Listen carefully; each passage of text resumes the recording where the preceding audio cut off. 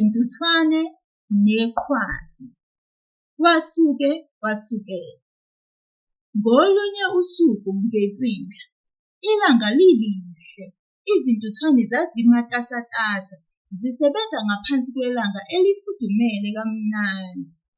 Zazomisa ukolo namabele ezazikuqokelele ngehlobo. Kwaqhamuka iqhwaga liphethe isiginci salo ngaphansi kwengalo yaso. Lacela ukudla ezintuthwaneni. "Ini?" kumemeza izintuthwane ngokukhulu ukumangala. "Awubekanga lutho yini ozoyidla ngobusika?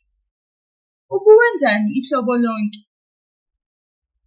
"Angibanga naso isikhathi sokubeka ukudla," lakhala iqhwaga, libanga isicefe.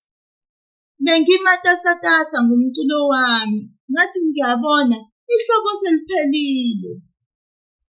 Izintuthwane zalibuka phansi phezulu iqhwaga. "Uthi ubumatasatasa ngomculo?" kusho intuthwane.